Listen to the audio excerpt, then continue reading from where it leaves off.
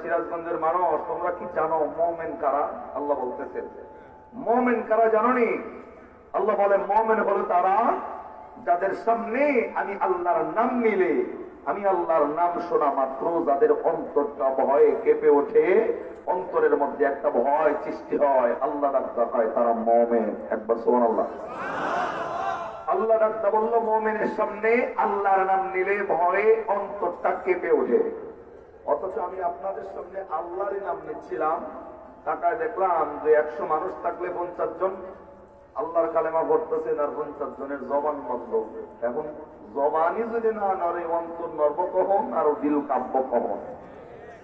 একবার আবার বলেন তো, আল্লাহর কালেমার সাথে কারোর সাথে দুশ্মনী আছে? আল্লাহরে ডাকলে সম্পর্ক তৈরি হয় কার সাথে? আল্লাহ তোমার নাম যারা কয় না আজকে তুমি তাকে চিনা রাখবা।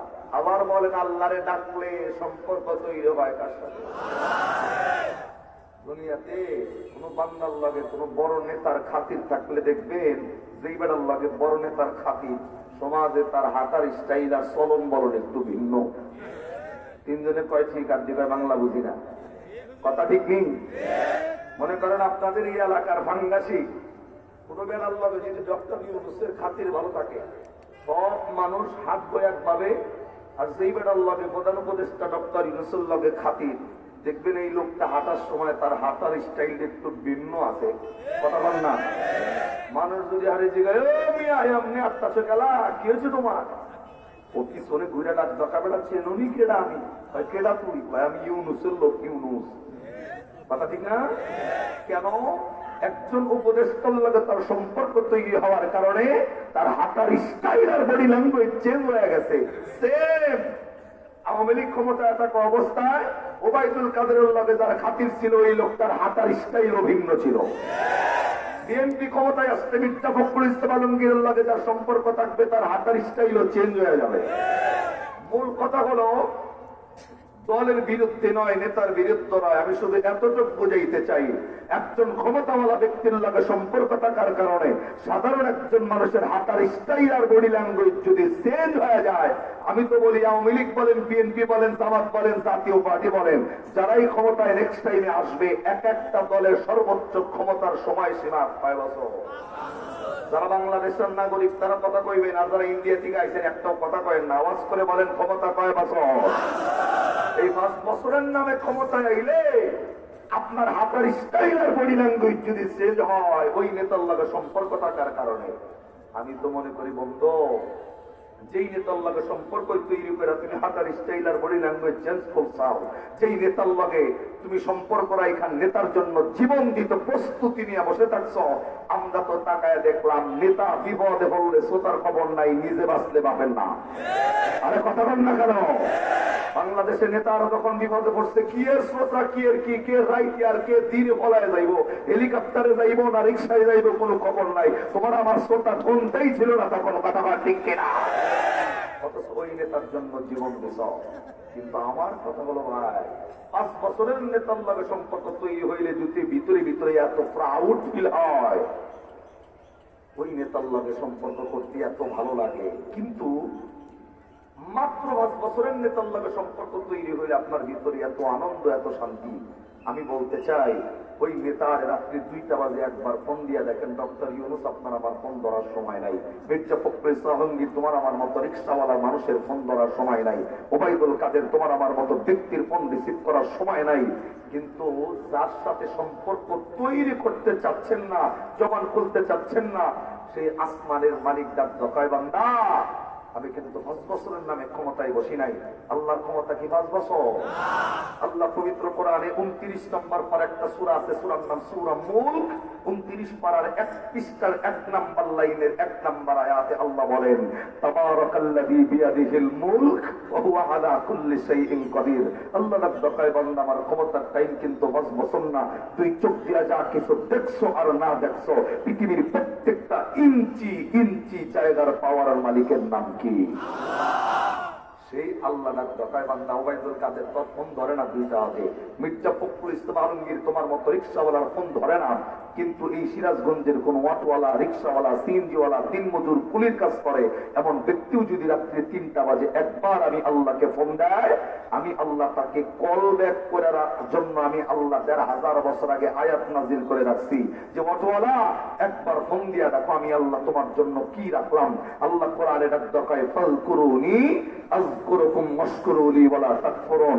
অটোওয়ালা তুমি আমাকে ফোন দিবা একবার, কল দিবা একবার, আমি এত আসমানের বড় মালিক হওয়ার পরেও তোমার মতো দিন মজুরের ডাকে সাড়া দিব কমপক্ষে 10 বার। যে আল্লাহকে একবার ডাক দিলে 10 বার সাড়া দেয়, যে আল্লাহর খায়া বেঁচে আছে, যে আল্লাহর দেওয়া সুস্থতা নিয়ে বেঁচে আছে, যে আল্লাহর জবান দিছে, আল্লাহর দেওয়া জবানে আল্লাহর নামটা খরচ করার দরকার আছে না নাই? তাহলে আবার বলেন যে কালেমা পড়তেছিলাম, কালেমা ছিল কার? আরো জোরে বলে। যে কালেমার সাথে যারা জবান বন্ধ করে রাখছেন, আল্লাহ যদি এমন হয় যে বান্দা তুই আমি আল্লাহর কালেমা পড়লেন আমি তোর উপর নারাজ, উপায় আছে নি? আল্লাহরে খুশি করার লক্ষ্যে আর ২-৩টা বার মহব্বত নিয়ে কালেমার আওয়াজ দেওয়া যাবে না? যাবে। মহব্বতে লা ইলাহা ইল্লাল্লাহ, জোরে লা ইলাহা ইল্লাল্লাহ, লা ইলাহা ইল্লাল্লাহ,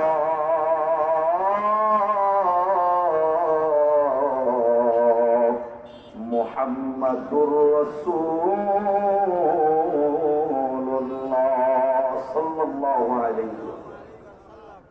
3 দিন ব্যাপী সিরাতুন নবী ওয়াজ ও দোয়া মাহফিলের আজকে শেষ রজনী, সমাপনী রজনীর সম্মানিত সভাপতি মুআজ্জাজ মুহতারাম হযরত উলামায়ে কেরাম, আমার সামনে বসে থাকা মুরব্বিয়ান আযম, যুবক ভাই, পর্দার আড়ালের মা বোন, যেহেতু সারা রাত্রিব্যাপী মাহফিল, আমি জানি না আমার টাইমটা কতক্ষণ, তবে মালিকের দরবারে একবার শুকরিয়া আদায় করবো যে মেলার ভিতরের হাজার হাজার মানুষ থেকে বাছাই করে অল্প কিছু মানুষ এই জান্নাতের বাগানে একবার বসার আল্লাহ যেহেতু তৌফিক দিয়েছেন, জবানটা ছেড়ে দিয়ে আল্লাহকে শোনায় দিব আলহামদুলিল্লাহ। নবীর উপর আর একবার দরুদ মহব্বতান কলিজার ভিতর থেকে মহব্বত নিয়ে পড়ব সাল্লাল্লাহু আলাইহি ওয়াসাল্লাম। সম্মানিত ভাই, এখানে বসে পবিত্র কোরআনুল কারীমের 30টা পারা 114টা সূরার মধ্যে অন্যতম একটা সূরা, যে সূরার নাম সূরা জুমার। এটা কোরআনের 24 পারা 3 পৃষ্ঠা 9 নম্বর লাইন, আয়াত নাম্বার 53। এই এক আয়াতে কারিমা আমি তেলাওয়াত করছি। এই এক আয়াতকে সামনে রেখে আমি আপনাদের সামনে আলোচনা ওপেন করতে চাই, যদি আপনারা আমার সাথে থাকার ইচ্ছা পোষণ করেন। ইনশাআল্লাহ থাকবেন তো নাকি ভাগবো? থাকবো না ভাগবো? আওয়াজ দেন, থাকবো না ভাগবো? ভাগবেন কেরা কেরা হাত তোলেন তো দেখি ইনশাআল্লাহ বলে। এড়িয়ে ভাগবো নাকি থাকবো?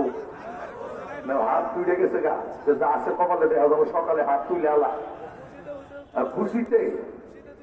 আচ্ছা, ওই যে এক মাহফিলে হুজুর বয়ান করতে করতে বলছে জাহান্নামে যাবে কেডা কেডা হাত তোলো। এক পাবলিক খামের লোক গেলাম যে আপনি ঘুমাই গেছে ওই ঘুড়িতে, যেই বেড়া ঘুমাইছে এত দিন দুনিয়ার কোনো খেয়াল নাই। জনি কইছে জাহান্নামে যাবে কেডা কেডা হাত তোলো, এই পাবলিক কাজে হাত তোলার কথা হইনি, আপনি বয়ে দিচ্ছে হাত তুলে। হুজুর ওরে ডাক ডাকা, তুই হিন্দু না মুসলমান? হুকুম থেকে যাক না ভাই, দেখে আমি ছাড়া আর কেউ হাত তোলে না একলা। ভাই হুজুর আমি তো টুপি মাথায় দিয়ে আইলাম বয়ান, আপনি আমার হিন্দু কোন খাই দেয়? তারপরে তুই হিন্দু কই না, তুই হিন্দু যদি জিগাই নরকে যাবি না স্বর্গে যাবি, বেটা জীবন দিয়ে দিব, কখনো নরকের আশা করে না, ঠিক না? আর তুই মুসলমানের নামে যাবে লাভ করছো গেলা। লোকটা ডাক দেবে, আমি তো জানি হুজুর হাত তুলতে বলে ভালো কামই কয়, আপনি তো জান নামে ফেস মারছেন জানে গেলা। হুজুরে তো ফেস দেয় না, নিজে ঘুমাইয়া ফেস লাগাইছে, কথা ঠিক না? আমরা কি থাকবো না ভাগবো? অন্তর কে জানে?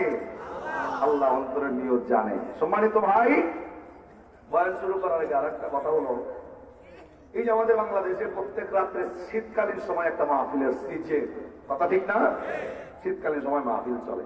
আজ থেকে 3-4 বছর আগের গবেষণা হলো, এক গবেষণায় আমি শুনছি যে বাংলাদেশে প্রত্যেক রাতে শীতকালীন সময় 5,000-এরও বেশি মাহফিল হয়। একবার সুবহানাল্লাহ।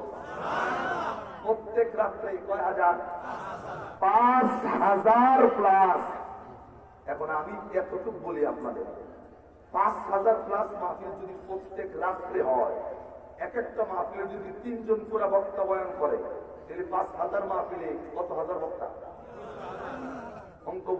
করেন 3 কত 15,000 বক্তা একটা রাত্রি সারা বাংলাদেশে বয়ান করে। কিন্তু লক্ষণীয় বিষয় হইল এই 15,000 বক্তা বয়ান করার পর মানুষের বয়ান করে করে মানুষের পাঞ্জাবি টুপি পর্যন্ত বোঝাই করে ফেলায়। কিন্তু লক্ষণীয় বিষয় হইল এত বয়ানের পরেও মানুষের দিলের কোন পরিবর্তন, আরে কোন পরিবর্তন নাই কেন? আর একটা কারণ হইল কামারে যখন লোহা আগুনের মধ্যে দেয়, দেখবেন লোহাটা যখন গরম হয় কামারে তখন লোহাটা বের করে হাতুড়ি দিয়ে পিটানি দেয়। বড় কামারে এক পিটানি দেয়, আবার ছোট কামারে আর এক পিটানি দেয়। বড় কামারের পিটানি খায়া লোহা বলে আমি যেই, ছোট কামারের হামারের পিটানি খায়া পায় আমি সেই। কথা ঠিক নেই? তার মানে লোহা বলে আমার দাও বানাও, কাশি বানাও, কোরাল বানাও, অন্য যাই কিছু বানাও, মাগার আমি লোহারে পিটাইয়া পরিবর্তন করবার পারবা। বাংলাদেশে প্রত্যেক রাত্রে 5,000 প্লাস মাহফিল হলেও মানুষের পরিবর্তন হয় না কেন?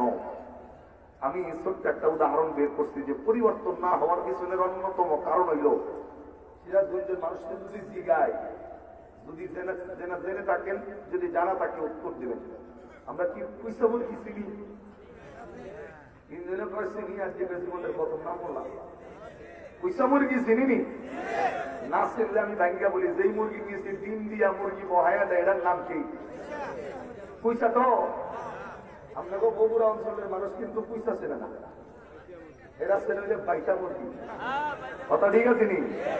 ওই গেলায় গেলে বাইটা। আমার টাঙ্গাইল সিরাজগঞ্জ প্রায় পাশাপাশি, এদিকে পয়সা পয়সা মিলছে। তো বগুড়ার মানুষের কাছে বাইটা মুরগি, আবার গোপালগঞ্জ শেখ হাসিনার এলাকায় এরা পয়সাও চেনে না, বাইটাও চেনে না। আমি আগে দিয়ে গেছি গাইছি ভাই যে মুরগি মিষ্টি ডিম জানি মুরগির নাম কি? পয়সা মুরগি নি? কয় না। চেনেন? কয় না। বাইটা মুরগি চেনেন নি? কয় না চিনি না। মুরগি বাচ্চা তোলে হে মুরগি কি কম? ওই মুরগির নাম হইল ওমা মুরগি। চিনি না? ওমা কি? মুরগির ডিম রে ওম দেয় লেগে ওমা। আবার গতকালকে আগের দিন গেছি বরিশাল ভোলায়, উনি জিজ্ঞাসি ভাই পয়সা চেনেননি? চিনি না। বাইটা চেনেন না? চিনি না। তাহলে ওমা মুরগি চেনেন? চিনি না। যে মুরগি বাচ্চা তোলে নাম ওটার নাম হইল ওমের মুরগি। তার মানে এক এক জায়গায় এক এক ভাষা। আমি এই ভাষাটা বলার পিছনের কি কারণ? পয়সা মুরগির দিকে তাকায় দেখবেন সারাদিন সারা রাত ডিমের উপর বসে থাকতে দেখতো, যখন ক্ষুধা লাগে এই মুরগিটা বাইরে আয় খাবার খায়। খাবার খায় একটু রিল্যাক্স করার জন্য জঙ্গলে যাইয়া বালুর মধ্যে যাইয়া ঠোঁট দিয়া মনের আনন্দে একটু একটু করে মাটি নিয়ে পুরা শরীরটা বোঝাই করে। যে কেমন হয় যে কি পরিমাণ মাটিতে নিচে ওরে গোসল দেওয়াইতে কয়জন শ্যাম্পু লাগবে আল্লাহ ভালো জানে। কিন্তু না, একটা ডেল দিয়া ছোট্ট একটা ডেল দিবেন, দেখবেন মুরগিটা বালুওয়ালা শরীর নিয়ে প্রথমে দাঁড়াইব, দাঁড়াই হালকা একটু দৌড় দিয়া ওইখানে দাঁড়াইয়া দুইটা পা সামনে সরাইয়া একটা ঝাঁকি দেয়। এক ঝাঁকিতে সমস্ত ময়লা ক্লিন অ্যান্ড ক্লিয়ার। কথা কন না? তার মানে পয়সা মুরগির শরীরে যত মাটি ছিল সব এক ঝাঁকিতে পরিষ্কার হয়ে যায়। তারা বাংলাদেশে 15,000 করে বক্তা বয়ান করে করে মানুষের পাঞ্জাবি টুপি পকেট পর্যন্ত বোঝাই করে। কিন্তু আখির মোনাজাত যখন হয়, এই পাবলিক যখন বাড়িতে যাইতে নাই, তখন ওইটা দাঁড়াইয়া যত আমল ছিল পয়সা মুরগির মধ্যে এক ঝাঁকি দিয়ে আমলটা জায়গায় বালাইয়া পরিষ্কার হয়ে বাড়িতে যাওয়ার কারণে মানুষের দিলের কোনো পরিবর্তন করে না। কথা ঠিক না? তাহলে বয়ান আমি বলবো যদি 10 মিনিটও করি, 1 ঘন্টাও যদি করি, পিছনের বয়ান কি করছেন আমার জানা নাই সেটা, কিন্তু এখন থেকে নিয়ে আমার বয়ানটা বাড়ি পর্যন্ত নিয়ে যাওয়া লাগবে ইনশাআল্লাহ। কর যারা ইনশাআল্লাহ কর না এরা মনে হয় জাকি দিবে। ইনশাআল্লাহ জোরে কর দিব তো ইনশাআল্লাহ। আমার আলোচ্য বিষয় সূরা সুমার কোরআনের 24 পারা 3 পৃষ্ঠা 9 নম্বর লাইন আয়াত নাম্বার 53। এই আয়াতে আল্লাহ এক শ্রেণীর অসুস্থ ব্যক্তিদেরকে ডাক দিচ্ছেন, আল্লাহর রোগীদেরকে ডাক দিচ্ছেন। এখন যদি বলেন রোগীদের জন্য যে আয়াত নাযিল হইল, ওই আয়াত আমরাও সামনে বললেন কেন? আমরা তো রোগী না। অসুস্থ হইলে তো হসপিটালে বলে থাকতাম, অসুস্থ হইলে বাড়িতে হইলে থাকতাম। এনেই সিগিলিগা আমরা মনে প্রশ্ন হইল এইটা অসুস্থ ব্যক্তিদের আয়াত সুস্থ মানুষের সামনে বললাম কেন? এই কেন উত্তর হইল, আমি এই আয়াতের দিকে তাকায়া ব্যাখ্যা বিশ্লেষণ দিয়ে আমি যতটুকু বুঝলাম, এখানে যত মানুষ বসে আছেন প্রত্যেকটা মানুষ এই রোগের রোগী, এই আয়াতে অসুস্থ। এখন আপনি যদি কোন হুজুর আপনি ডাক্তারি করছেন কোন জায়গায়, মাগার আয়া নিয়ে প্রথম চেহারা দেখে লোক বললেন যে আমরা অসুস্থ, আপনি কেমনে পরীক্ষা করলেন? ডাক্তারি পরীক্ষা করতে গেলে প্রথমে ব্লাড টেস্ট করে, মানে রক্ত পরীক্ষা করে, 2 নম্বর ইউরিন টেস্ট করে, মানে পেশাব পরীক্ষা করে, বিভিন্ন পরীক্ষা নিরীক্ষার পর আপনার রোগ ধরে। আমি মাগার আয়া নিয়ে আপনাকে চেহারা দেখেই রোগ ধরলাম।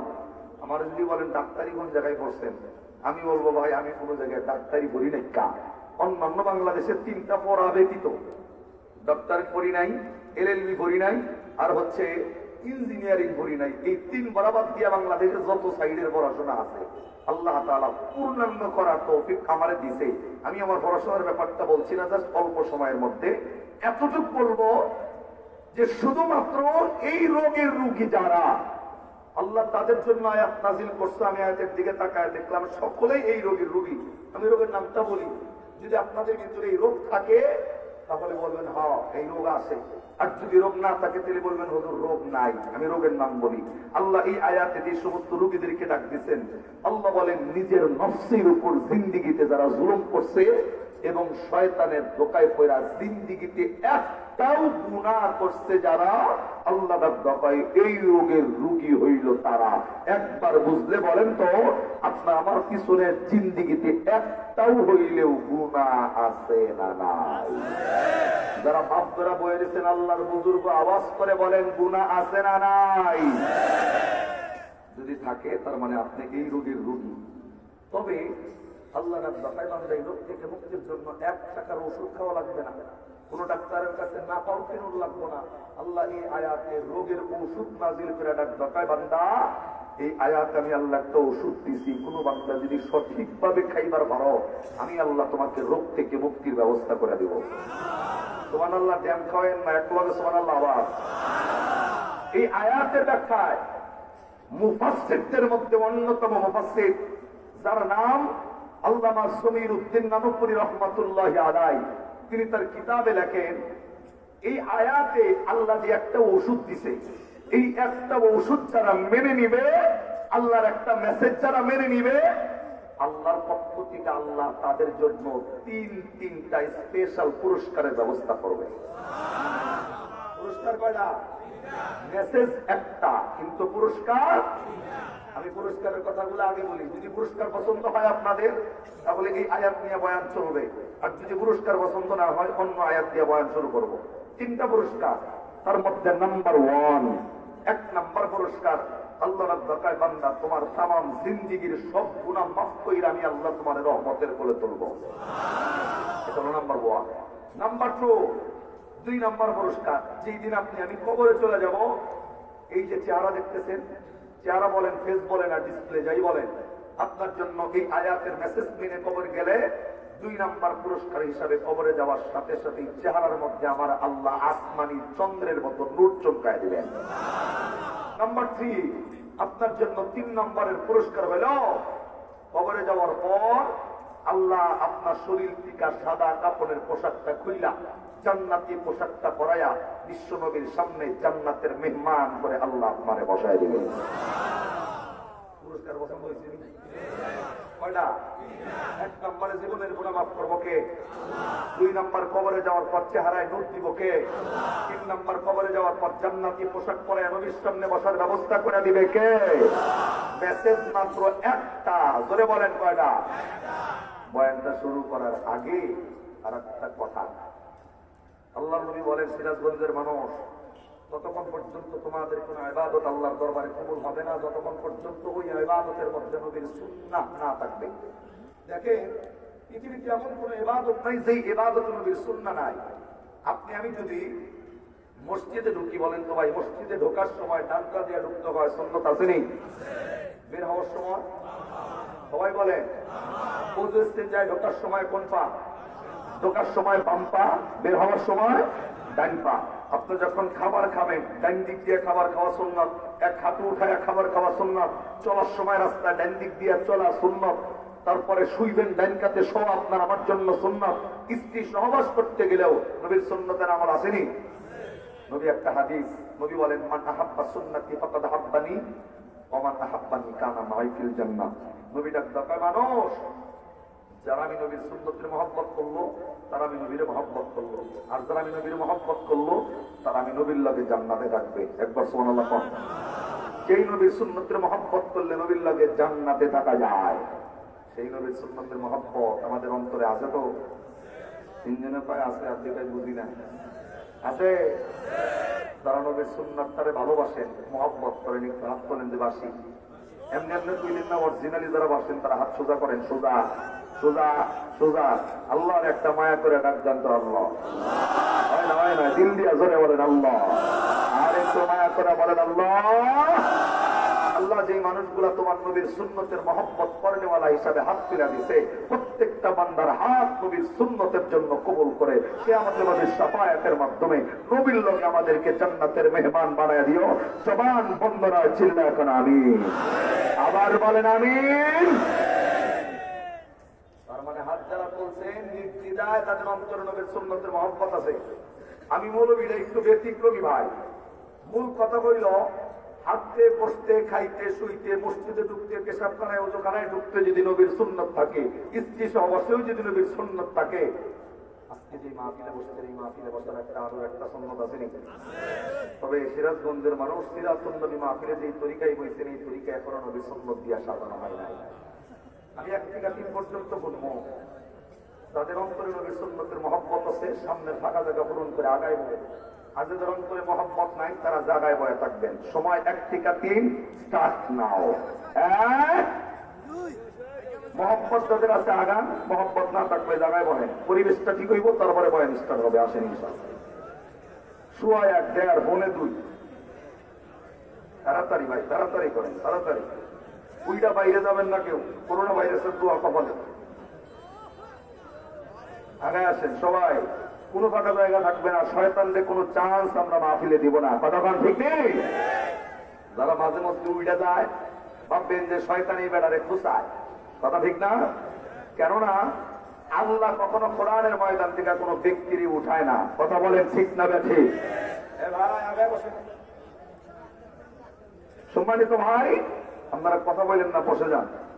একটু জবানটা খুলা আল্লাহর নামের একটা তাকবীর দেন। যারা মেলায় আছে ভাই আপনারা একবারে সাইডে পড়ে রইলেন, কিনলি একটু আগে গেলে ভালো হয়। আসেন একটু এমনি আগে আসে, আপনার একটা সাইডে বসে একটু আগে বসে এই বসে।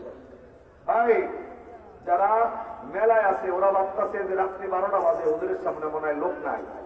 আপনারা কথা কন, মাহফিলে লোক আসেনি? কথা কন, লোক আছে না নাই?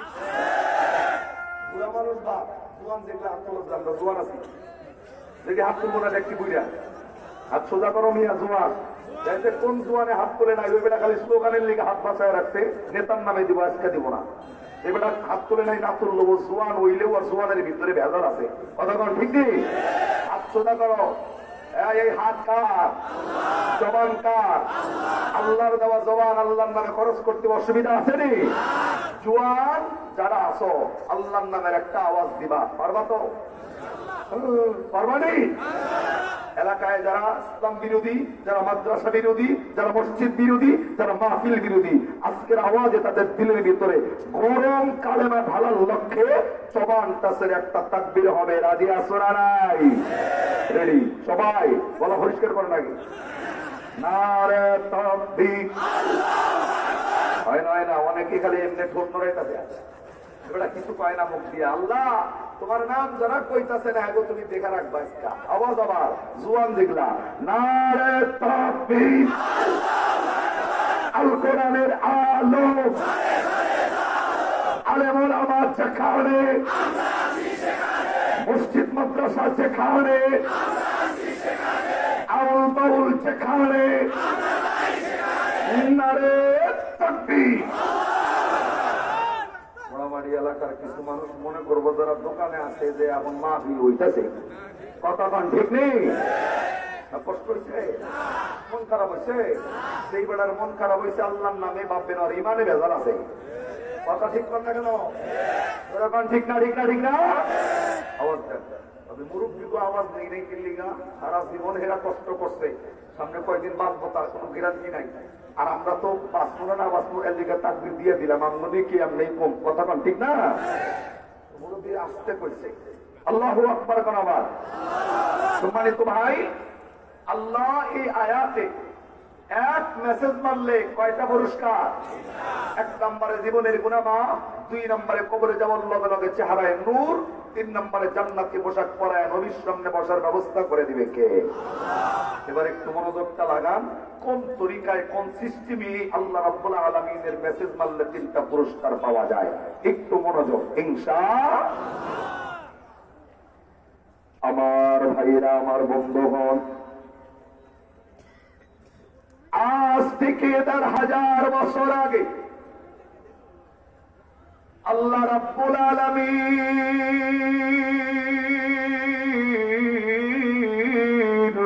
একটা পবিত্র কোরআনুল কারীম নাযিল কইরা দিয়া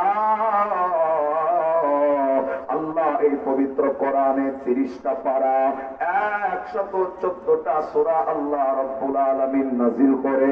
এই কোরআনের অন্যতম একটা সূরা, যেই সূরার নাম হইল সূরা জুমার। কোরআনের 24 পারা 3 পৃষ্ঠা 9 নম্বর লাইনের 53 নম্বর আয়াত। আল্লাহ রাব্বুল আলামিন এই আয়াতটা নাযিল কইরা দিয়া আল্লাহ শুধুমাত্র সিরাজগঞ্জ এলাকার মানুষদেরকে নয়, আল্লাহ শুধুমাত্র বাংলাদেশের মানুষের জন্য নয়, এই আয়াত तमाम বিশ্বের সকল মানুষের জন্য আল্লাহ রাব্বুল আলামিন নাযিল করে বলেন, কুল ইয়া ইবাদিয়াল্লাযীনা আসরাফু আলা আনফুসিহিম লা تقنطوا من رحمة الله إن الله يغفر الذنوب جميعا إنه هو الغفور الرحيم।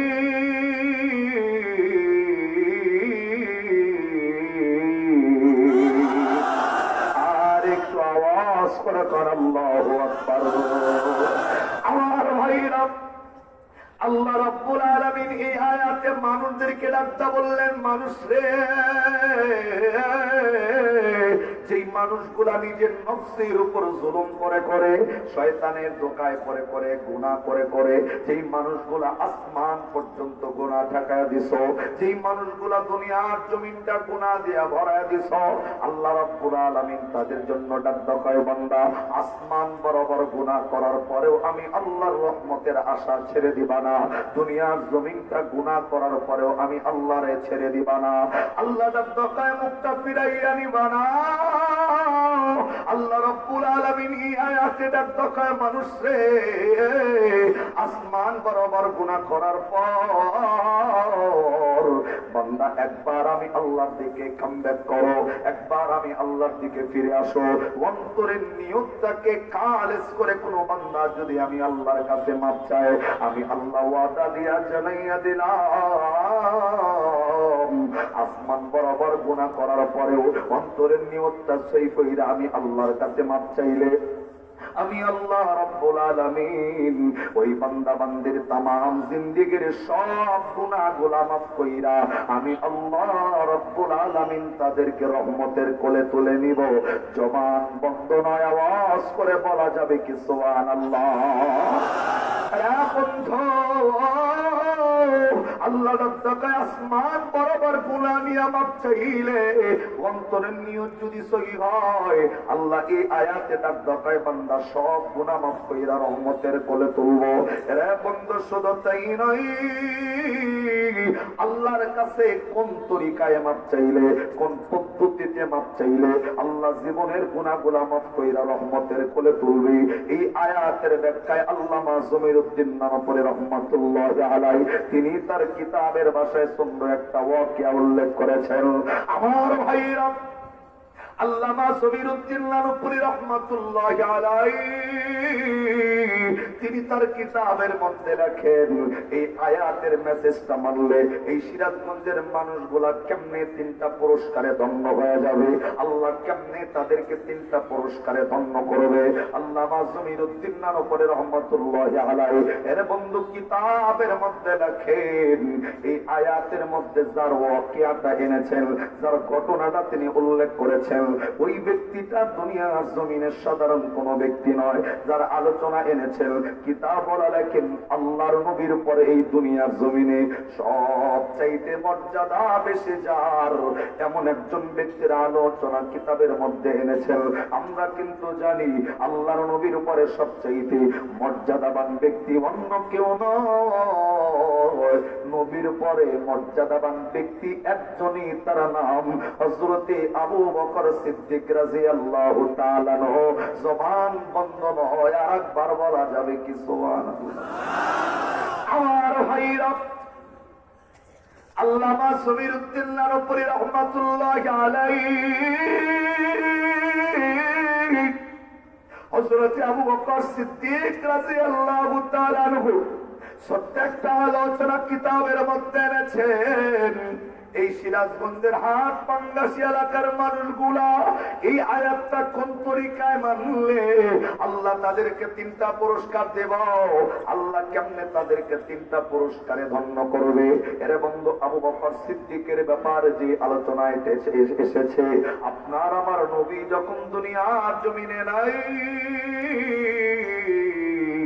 আল্লাহর নবীর যখন ওয়াফাত হয়ে গেছে, আপনার আমার নবীর যখন ইন্তেকাল হয়ে গেছে, খলিফাতুল মুসলিমিন আবু বকর রাদিয়াল্লাহু তাআলা আনহুর হাতে যখন খেলাফতের দায়িত্ব, আবু বকর সিদ্দিক রাদিয়াল্লাহু তাআলা আনহু একদিন ফজরের নামাজের পর এর বন্ধু হাঁটি হাঁটি পা পা করে নিজের এলাকাটা রাইখা অন্য একটা এলাকায় চলে গেছে। এর বন্ধু আবু বকর যে এলাকা পর্যন্ত চলে গেল, এই যে এলাকার নাম যেমন হাট পাঙ্গাসি এলাকা, আবু বকর হাঁটতে হাঁটতে যে এলাকায় চলে গেছে, কিতাব বলা লেখেন ওই এলাকাটার নাম হইল কুফা নগর। আমার ভাইরা, আবু বকর সিদ্দিক রাদিয়াল্লাহু তাআলা আনহু এর বন্ধু কুফা নগর পর্যন্ত যাইয়া তাকাইয়া তাকাইয়া দেখতেছেন ওই কুফা নগরের কিছু মানুষজন রাস্তার কিনারে চতুর্দিক দিয়া গোল হয়ে দাঁড়ানো। আবু বকর এই মানুষগুলার সন্ধান নেওয়ার জন্য হাঁটি হাঁটি পা পা করে ওই কুফা নগরের মানুষ পর্যন্ত গিয়া হাজির হয়ে গেছে। আবু বকর সিদ্দিক রাদিয়াল্লাহু তাআলা আনহু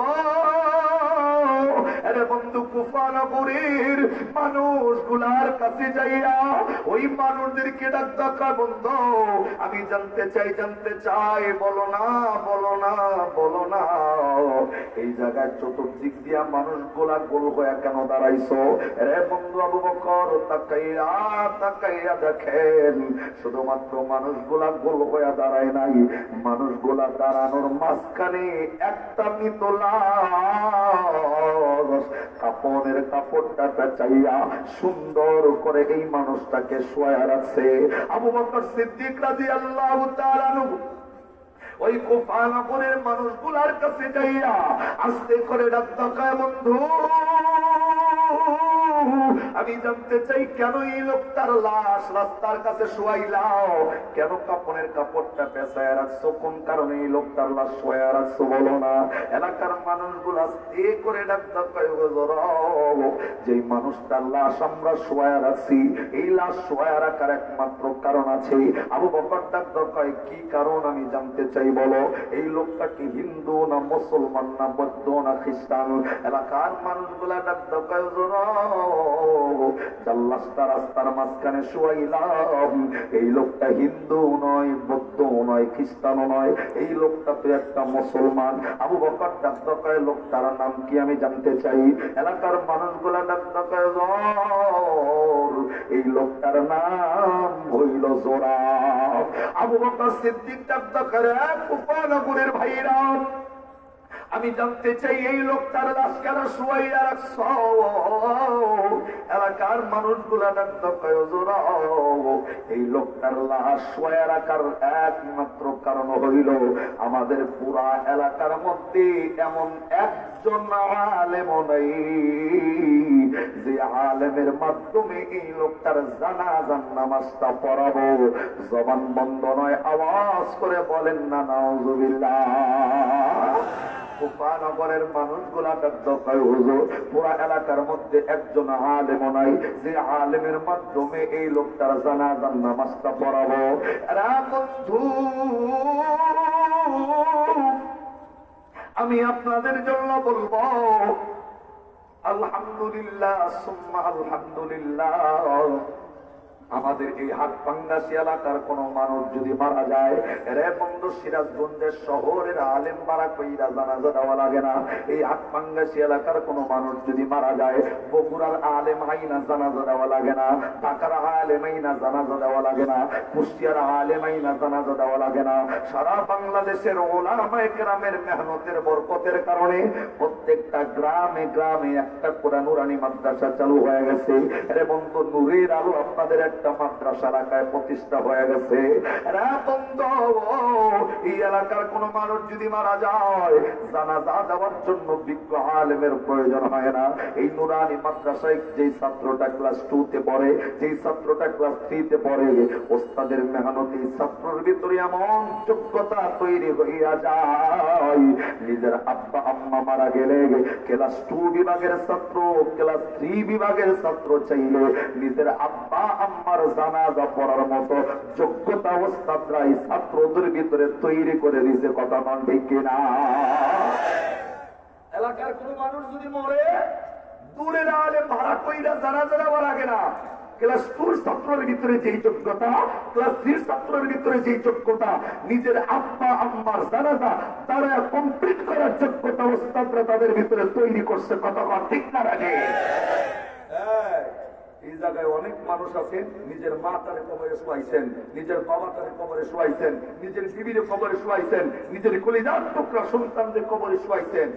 কিন্তু আফসোসের বিষয় হলো এই, আপনার নিজের মায়ের জানাজা যখন হইল, আপনার নিজের বাবার জানাজা যখন হইল, মসজিদের ইমাম আপনার বাপের জানাজা পড়ায়, মসজিদের ইমাম আপনার মায়ের জানাজা পড়ায়, আপনিও জানাজার নামাজে দাঁড়াইছেন, মসজিদের ইমাম নিয়ত কইরা সুন্দর দোয়া কইল, কিন্তু আপনি আপনার নিজের বাপের জানাজায় দাঁড়াইয়া দোয়া করার মতো যোগ্যতা আমার এখনো 40 বছরের মধ্যেও হয় নাই। তার মানে নিজের মা তারে ফাঁকি দিয়া কবরে ঢুকাইছি, নিজের বাবা তারে শেষ বিদায়েও ফাঁকি দিয়া কবরে ঢুকাইছি। এমন মানুষ আজকের এই মাহফিলে আমরা আছি না নাই? আপনার বাবার দিগা আমি মনে যদি দোয়া করি, আমার চোখ দিয়া যদি পানি আসে, কষ্ট করে চোখের পানি বের করতে হবে। কিন্তু বলেন তো ভাই, আপনি যদি আপনার বাবার জন্য হাত তুলে দোয়া করেন, কষ্ট করে চোখের পানি আনন্দ লাগে না? অত চোখের পানি সন্তানের বের হয়। আর আল্লাহ তো শিখাই দিয়েছেন, রব্বির হামহুমা কামা রব্বায়ানি। আল্লাহ তো এটা শিখাইছেন, তার যার বলা তার বাপ মায়ের লেগে দোয়া করবো। আমি দোয়া করলে আপনার আব্বা আম্মার জন্য কবুল হইবার গ্যারান্টি করি ভাই। এর জন্য আমি বলবো কি, আমরা যেমন জানি নামাজ ফরজ, রোজা ফরজ, হজ ফরজ, যাকাত ফরজ, সব ফরজের মধ্যে অন্যতম আরেকটা ফরজ আছে তলাবুল ইলমি ফরিদাতুন আলা কুল্লি মুসলিম। প্রত্যেকটা মুসলমান নর নারীর জন্য ইলমে দ্বীন শিক্ষা করা ফরজ করছে কে? আল্লাহর নামের আওয়াজ জানকিল্লাহ জোরে বলেন না কে? নামাজের মতো ফরজ, রোজার মতো ফরজ, হজের মতো ফরজ, যাকাতের মতো প্রত্যেকটা মুসলমান নর নারীর জন্য ইলমে দ্বীন শিক্ষা করা আল্লাহ ফরজ করছে। অথচ আপনার আমার ফরজের অবস্থা হলো এমন, এখানে অনেক মানুষ আছে যে 4টা সূরা শুদ্ধ করে পড়তে পারি না, এমন মানুষ আছে ওযুটা কেমনে করতে হয় শিখি নাই, এমন মানুষ আছে নামাজে কেমনে দাঁড়াইতে হয় শিখি নাই। জিন্দেগি পার করে দিতেছি, ভাবতেছেন দুনিয়াটা যেমনে চলে আখিরাতের ময়দানটাও মনে হয় অমনে চলবে। আরে না রে ভাই, আল্লাহ তো আপনার যেই কাজে আপনি নিয়ে যেতে এই কাজের জন্য আল্লাহ পাঠাই নাই। ওগুলা হলো মুনাস কাজ, অরিজিনাল কাজ। তলাবুল ইলমি ফরিদাতুন আলা কুল্লি মুসলিম। আগে প্রত্যেকটা মানুষ ইলমে দ্বীন শিক্ষা করো, তারপরে অন্য কাজে ঝাঁপায় পড়ো। কথা ঠিক না বেশি? নিজের মারে ফাঁকি দিয়ে যদি কবরে ঢোকায় থাকেন, নিজের বাবার যদি ফাঁকি দিয়ে কবরে ঢোকায় থাকেন, আমি তো বলবো ওয়েট এন্ড সি, অপেক্ষা করেন। নিজের সন্তানটাকেও যদি ইলমে দিন না শিখান, আপনি যেমন মা বাবার ফাঁকি দিয়েছেন, আপনার সন্তানও আপনাকে ওই জানাজার নামাজে ফাঁকি দিয়েই কবরে ঢুকাবে, এর মধ্যে কোনো সন্দেহ? চিল্লা বলেন সন্দেহ? তার মানে ইলমে দিন শিক্ষা করার দরকার আমাদের আসেনি? তিনজন কয় আছে, আপনি কয় নাই। আসেনি? বলে বলেন আসেনি? গত 28 তারিখ শুক্রবারে, 28 তারিখ শুক্রবার এক মাহফিলে আমি ব্যতিক্রমী একটা মাহফিল পেয়েছি। মানে বয়ান শেষ করার পর মোনাজাত দিব, সেই সময় টেবিলের সামনে ক্রেশ আনছে, ক্রেশ মানুষকে পুরস্কার দিবে। আমি মাদ্রাসার মাহফিল ছিল, ওটা ছিল মসজিদের মাহফিল। আমি বললাম যে ভাই পুরস্কার কারে দিবেন? ছাত্র কই? ছাত্র না, এলাকার কিছু মুরব্বী আছে তাদেরকে পুরস্কার দেব। কি ভাই মুরব্বীরা আবার কি কাম করলো যার জন্য পুরস্কার? মুরব্বীদের জন্য পুরস্কার হইল এই মুরব্বী গুলা ফজরের নামাজের পরে প্রত্যেক দিন আমার আধা ঘন্টা করে সময় দেয়। মসজিদের ইমামের কথা এটা, যে আধা ঘন্টা করে আমাকে সময় দিচ্ছে। এই আধা ঘন্টা সময়ের মধ্যে এদেরকে আমি একটা নামাজের সমস্ত নিয়ম কানুন, ওযুটা কেমনে করতে হয়, অর্থাৎ একজন মুসলমান চলার জন্য যতটুকু জরুরত, এই জরুরতটা আমি এই মানুষদেরকে শিখাই দিছি। যারা শিখছে তাদের জন্য আজকের এই পুরস্কারের আয়োজন। আমি তাদেরকে পুরস্কার গুলা দিলা দেখলাম, একটার বয়স 50-এর নিচে না, প্রত্যেকটার বয়স 50-এর ঊর্ধ্বে। সুবহানাল্লাহ বলি। আশ্চর্যজনক বিষয়, সবচেয়ে যিনি ভালো পুরস্কার পাওয়ার কথা, ওই বেড়া মাহফিলের 2 দিন আগে ইন্তেকাল হয়ে গেছে বার্ধক্যজনিত কারণে। মানে এমন বয়স হয়েছে যে বৃদ্ধ হওয়ার কারণে মৃত্যুবরণ করছে। তার ভাই এসে আমার কাছ থেকে ক্রেস্টটা নিল। তার দরকার হুজুর আমার ভাইটা বাইচা থাকলে আপনার কাছ থেকে এই পুরস্কারটা নিতে পারত, চোখের পানিটা ছেড়ে দিছে। ব্যতিক্রমে আয়োজন দেখে আমি মুগ্ধ। কেননা এটার দ্বারা এটা বোঝা যায় যে তালবিয়া ইলম হওয়ার জন্য 1 থেকে 30 পর্যন্ত বয়স জরুরি না। মানুষের যে কোনো বয়সে তালবিয়া ইলম হওয়া যায় না। আমার কথা কি বোঝা গেলে আওয়াজ করে বলেন যায়নি? আপনি আজকে থেকে স্টার্ট করেন ইলমে দিন শেখা, কালকে থেকে আপনার নাম তালবিয়া ইলম। আর তালবিয়া ইলম রাস্তায় হাঁটলে পায়ের নিচ দিয়ে নূরের পাখা বিছায় দেয় কে? তালবিয়া ইলম মৃত্যুবরণ করলে বিনা হিসাবে জান্নাতের ব্যবস্থা করে কে? চাইলে 80 বছর বয়সে তালবিয়া ইলম হওয়া সম্ভব। কথা বল না? দুনিয়াটা তো খালি ইংরেজি দিয়া ভরায়া দিতেছেন। মনে করতেছেন যে হুজুর আমার ফরেস্ট বলার আমি ব্যারিস্টার বানাই নাই, ব্যারিস্টার না বানান পর্যন্ত শান্তি নাই, ইঞ্জিনিয়ার না বানান পর্যন্ত শান্তি নাই, ডক্টর না বানান পর্যন্ত শান্তি নাই। আমি নিষেধ করছি না সন্তানদের ডক্টর বানায়েন না, আমি নিষেধ করছি না সন্তানদের ইঞ্জিনিয়ার বানায়েন না, আমি এটাও বলছি না সন্তানকে আলেমই বানাইতে হবে। আমার আলেম হওয়া উদ্দেশ্য নয়, ডক্টর হওয়াতে আমার কোনো নিষেধ নাই। আমার কথা হচ্ছে ডক্টর হওয়ার, ইঞ্জিনিয়ার হও, ইলমে দিন শেখা যেটা ফরজ সেটাকে তোমার শিখতেই হবে। কথা বল ঠিক না নাকি? আমি তো দাওরায়ে হাদিস শেষ করার পরে 2020 সালে অনার্স কমপ্লিট করছি আমাদের পুরুলিয়া কলেজ থেকে ইসলামিক স্টাডিজের উপরে। আমি আমার ছাত্র ভাইদেরকে জিজ্ঞাসি, ভাই কোরআন পড়তে জানেননি? এবারে ডাক্তার ভাই যে হুজুর অনার্সটা কমপ্লিট করার পরে 15 দিনের জন্য হুজুর একটা নায়িকা কোরআন শিখবো। নাউজুবিল্লাহ। জোরে বল না। অনার্স মানে প্রাইমারি শেষ করছে, হাই স্কুল শেষ করছে, কলেজ শেষ করছে, ভার্সিটি শেষ করতে, তখন পর্যন্ত কোরআন জানে না। বেলা 15 দিনের জন্য হুজুর ঠিক করবো, আর 15 দিনেই বেলা কি শিখবো বলেন? আমি খালি চিন্তা করলাম, বেলা পরে যদি জিগায় ফেসবুক বোঝো, ইউটিউব বোঝো, টুইটার বোঝো, ভাইবার বোঝো, Brazil, Argentina, Germany, Italy, Australia, America, south Africa, England, Japan, সব দেশের প্লেয়ারের বাইরেটা মুখস্থ, মাগার কোরআন শিখতে জানো না, তোর চেয়ে তো পদার্থ দুনিয়াতে একটাও নাই। আর কথা শুনে বলেন না কেন? কোরআন শেখার দরকার আছে না? এই যেটা অরিজিনাল কিতাব, এটাকে আপনি অবহেলার পাত্র করে বানাইছেন। কথা বল। আপনি যে ইংরেজির পিছনে সময় দেন, আমি নিষেধ করছি না। আপনার ইংরেজি যদি ইন্টারন্যাশনাল ভাষা হয়, আমার কোরআন ডাবল ইন্টারন্যাশনাল। কথা ধরে কম লাগবো। আপনার ইংরেজি অস্ট্রেলিয়া আছে, আমার কোরআন অস্ট্রেলিয়া আছে না নাই? আপনার ইংরেজি চায়নায় আছে, আমার কোরআন চায়নায় আছে না নাই? আপনার ইংরেজি আমেরিকায় যদি ইন্টারন্যাশনাল আছে, আমেরিকায় আমার কোরআন আছে না নাই? আমি তো মনে করি আপনার ইংরেজি মৃত্যুবরণ করার এক মুহূর্ত পর্যন্ত ইন্টারন্যাশনাল, কিন্তু কবরে যাওয়ার পর একটা ফেরেশতা আইসা কিন্তু জিগাইব না, how are you, what is your name, what is your father name, what is your country, জিগাইতো নি আপনারে? আয়াত জিগায় আমার রব্বুকা। তার মানে তুমি ইংরেজি তো এত ফেরেশতা আল্লাহকে পার পাইতে পারতেছো না, ওইখানে গেলে তোমার আল্লাহর কোরআনের ভাষাটাই লাগবে। তার মানে বোঝা গেল ইন্টারন্যাশনাল যদি হওয়া প্রয়োজন হয়, স্বীকৃতি যদি পাওয়া লাগে, একমাত্র আল্লাহর কোরআনের ভাষা, যেটা আসমানেও চলে, জমিনেও চলে, মাটির নিচেও চলে। কথা ঠিক না নাকি? এটা এত ভালো কেন?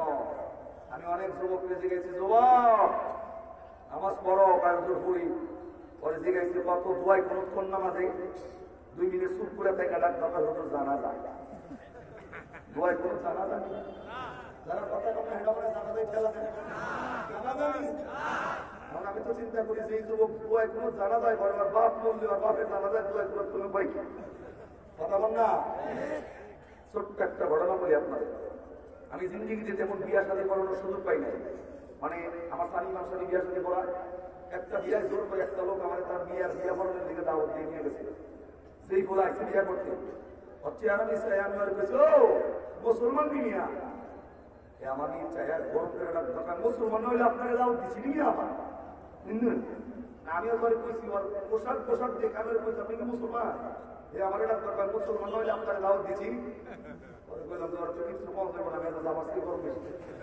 পরে কইছি যে পরে ধর্ম শেষ পাইতে মোস্তাদের মায়েরই শেষ পাইতে কথা বল না এমন যাই করবো বাগান কবুল করার সময় তো আমার কাছে এমন লাগবো কথা বাগালে কিচ্ছু করি না একবারে বন্ধ হয়ে গেছে আমার দিলেন নামাজের পর্ব এটা আমার সামনে বইছে নামাজের কায়দায় আমার এটা কবুলটা করেছে কবুল মনে লাগে এসে গেছি ভাই মুসলমানও তো ভালো আমার জোরও আছে আমার কবুলটা করার আগে আমার কায়দা আছে একটা প্রশ্ন আছে কি প্রশ্ন আমি বলছি ভাই কবুল করার আগে খালি একবার কালেমা শোনাবেন আমারে একবার কালেমাটা কইবেন তারপরে আপনার কবুল স্টার্ট হইব তখন তো অনেক কিছু কালেমা কম এবার কথা কয় না আমার টাঙ্গাইলের একটা ভাষা আছে বিয়ে করতে যে বেলা যায় এটার লগে যে বন্ধু বান্ধব যায় আর পাশে কিছু আত্মীয় স্বজন যায় আত্মীয় স্বজন যে বলে বরযাত্রী আর বন্ধু বান্ধব লগে যে গেলে থাকলে এটার নাম হইল ফুলদারা আপনার বেলা ব্যক্তি দ্বারা বুঝলেনি তো কলকাতা গেছে আল্লাহকে বন্ধু বান্ধব আছে কিছু আমি আর জিজ্ঞাসি যে ভাই কালেমাটা কম এবার কালেমা কবার দিয়ে হ্যান্ড মিসাই থেকে কলকাতা আমি মিসাই দিচ্ছি আমি হ্যান্ড মিসাই দিচ্ছি নজর খালি একটা ঢুকতেছে চতুর্থ দিয়া কি বেটা কালেমা দিব না তো কলকাতাও ডাক্তার বেটা পস্তা হুজুরের সঙ্গে তখন দূরে দূরে কথা বলি আমি কালেমা কম ও বেটা ডাক্তার কইতাছে ভাই ফেড়ে আহে মনে হয় না কালেমা ফেড় দিয়া করতেছে কালেমা মুখে উচ্চারণ নাই দীর্ঘ সময় পারে এটা আমিও কিচ্ছু কইতাছি নিয়ে হয়ে গেছি কিছুক্ষণ পরে এক মুরব্বী এসে পত্রিকা জোনা ডাক্তার কি রে বিয়া করাইটা তো দিন হইতেছে পরে কলকাতার একজন ডাক্তার হুজুরের কালেমা দিগাইতেছে কালেমা কইতে আর নেই লেখা বিয়া করে না মুরব্বী ডাক্তার বেড়া এই যুগটা খাইবার লেগাইছ কালেমা কইতে আর না আজকের দিনে আইয়া ফকিরের দুয়ারও মিলে গেলি নাউজুবিল্লাহ না আমিও বুঝি রে যে ফকিরের দুয়া কোনটারে ভাই পরে 5 মিনিট পরে ভাবতে ভাবতে ফকিরের দোয়া খুঁজে বের করছি ওইটা ফকিরের দোয়া আজ থেকে 15-20 বছর আগে কোন ফকির যদি বাড়িতে রিক্কার লিখে আছে আয়না গেটের সামনে দাঁড়ায় সালাম দিয়া কইছে লা ইলাহা ইল্লাল্লাহ মুহাম্মাদুর রাসূলুল্লাহ মাগো কিছু রিক্কার লিখে কথা কয় না আর এখনকার ফকির এমন ভাবে টেয়া চায় মানে 50,000 টাকা অগ্রিম কর্জ দিয়া দিছে আয়া হেইতে চায় কথা কন না ভদ্রতা তো নাই অল্প টাকা নেই না অবস্থা এমন ওই মুরব্বী যখন ডাক্তার ফকিরের দোয়া জানো না ডাক্তার ফকিরের দোয়া তো জানি ওইটাই কালেমা হুজুর ওইটাই দিগাইছে হুনায়া দে হুজুরে তখন ওই বেড়া ফকিরের দোয়ার কথা মনে আমার হুনা হুজুর কালেমা মারি লা ইলাহা ইল্লাল্লাহ মুহাম্মাদুর রাসূলুল্লাহ আমি তখন কইলাম যে বেড়া ফকিরের দোয়ার কথা মনে হয় তোর যদি নবীর কালেমা মনে হয় তোর পাইতে টাকাই লাভ কি আর মইরা যায় লাভ কি আর বিয়া কইরাই লাভ কি এই কথা কোন ঠিক না রাখে যুবকের অবস্থা হলো এমন যুবককে যদি জিজ্ঞাসা জবাব নবীর নামটা শুদ্ধ করে প্রথম দিকে নিয়ে শেষ পর্যন্ত বলো যুবক 2 মিনিট চুপ করে দেখা ডাক দরকার হুজুর নবীর নাম কি আব্দুল কাদের জেলানি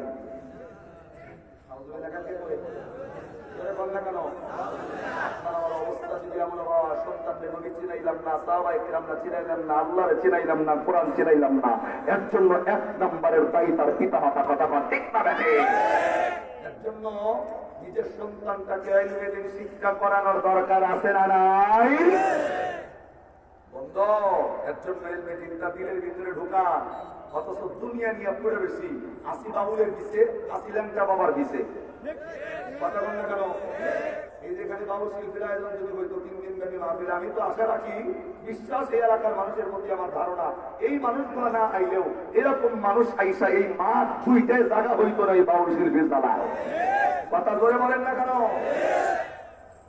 আমি শুধু এতটুকু পাবলিকরে বলি যে বাউলের দলিল কুল আউযু বিরাব্বিন নাস দিয়া নাসারাসির দলিল দেয়, মালিকিন নাস দিয়া নাসারাসির দলিল দেয়, ইলাহিন নাস দিয়া নাসারাসির দলিল দেয়, এর দ্বারাই বোঝা যায় মেন বাউলের দলিল যদি এমন হয়, ওর মতো বাউল বন্ধ যেগুলো আছে এক নম্বরে বাতিল ফেরকা, ওরা কখনো কোরআন সুন্নাহ ভিত্তিক কখনো মানুষকে ভালো কথা বইলা মানুষকে দ্বীনের পথে আনতে পারবে না। কথা আমার ঠিক না বেঠিক? যদি মেন বাউলের অবস্থা এমন হয়, হ্যাঁ শুধু তাই নয়, কিছু পাবলিকের ধারণা আপনারা ওয়াজ মাহফিলে মানুষকে কান্দায়া কোরআন দিয়া চোখের পানি বের করে, আর হেরা তো গান খায়া চোখের পানি বের করে, এই পানি তো বেরোইল। দলিল দেখেন, আমরা মাহফিলে বয়ান করে মানুষের চোখ দিয়া পানি আনি, আর ওরা গান করে চোখের পানি আনে, দুই পানি বলে এক। আমি কইছি ভাই এই দুই পানি যদি এক হয়, আজকের পর থেকে সিরা বিধানের সময় আর কি বলে পানি দিয়ে সিরা ভিজাবেন না। কি বলে পানিও পানি, পেশাব করলে সকালবেলা এটাও পানি। কথা বলে কম লাগবো। আমি কইছি আর কি বলে পানি দিয়ে সিরা ভিজাবেন না, ওই পেশাব করে সিরা ভিজাবেন, পেশাব করে ছাতু ভিজাবেন।